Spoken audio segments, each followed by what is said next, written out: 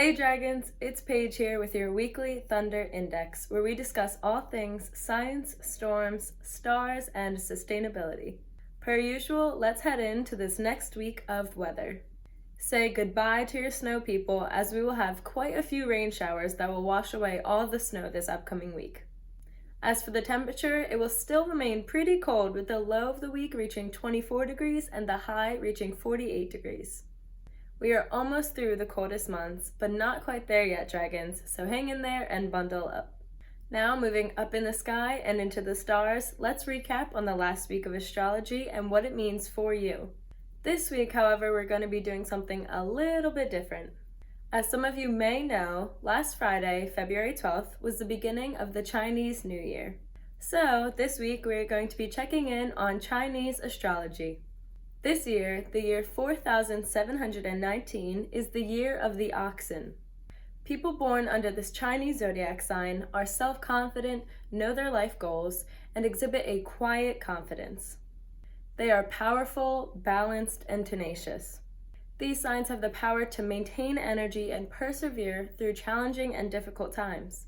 These are some attributes that we definitely need coming off of the year 2020. These people tend to be disciplined in life, faithful in love, committed to their family, as well as committed to giving their children an education. The Oxen is also very jealous, possessive, and territorial. Their inner core is loyal and honest, so their opinions tend to be respectful and conservative. You typically won't find these people in the center of attention or seeking praise. Oxen make trustworthy business professionals due to their agility, but they typically do not have flexibility, which is an important distinction. Things like peace of mind and productivity matter more to them than speed. Therefore, they are natural entrepreneurs and find themselves thriving off of success in several different situations. Intelligent, logical, and reliable, Oxen believe that people should do what is asked of them.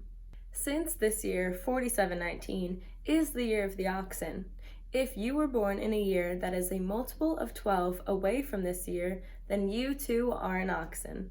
But to make it easier for you, we're listing them right here. So if you or people you know were born in any of these years, then they or you are an Oxen. And don't feel left out if you haven't done your New Year celebrating yet. Chinese New Year is celebrated for 16 days, so you have until February 26th to get all of your spring rolls deep fried. Heading back down to Earth and onto Drexel's campus, let's take a look at last week's COVID numbers. During the week of February 1st, Drexel performed 2,400 tests with only 18 coming back as positive. That leaves us with an astounding 0.8% positive test on campus. Compared to previous weeks, these numbers are super low, but considering that on Monday and Tuesday of this week, the weather disrupted Drexel's testing centers. However, that does not change the fact that the university is reporting record low numbers of positive cases, so keep wearing those masks, Dragons. Speaking of low COVID numbers, Philadelphia and surrounding areas such as the Main Line and New Jersey have experienced a decrease in the number of positive cases in the last few weeks. Because of this, Philadelphia has lightened some of the restrictions on activities such as indoor dining. As of last Friday, Philadelphia restaurants can now expand their indoor dining capacity to 50%. The one condition, however, is that the ventilation system must allow enough air to circulate. Restaurant owners are required to self-certify that their air is meeting the quality standard. This includes replacing the room's air at least 15 times during 1 hour. One thing to note is that a restaurant does not have to have a heating, ventilating, and air conditioning system, also known as an HVAC system, to qualify for this restriction lift. If they do not have this system, they must put fans in every window in a room. Restaurants will also be provided clear guidance on how to implement these air purifiers in the most guaranteed and effective way. I would start booking your reservations as indoor and outdoor dining is about to sell out fast. Don't get me wrong, I love a nice indoor dinner, but personally, I would choose the outdoor, heated lamp, Philly streets style atmosphere dining over indoor dining any day. I would love to know what you watching this would prefer. Sound off in the comments below, indoor or outdoor dining. I will be keeping my reservation outside for sure. With that being said, as restrictions are being lightened, that does not mean the severity of this pandemic is. As always, dragons, wear a mask, social distance, and stay home when you can. Eating out is a luxury and not a necessity.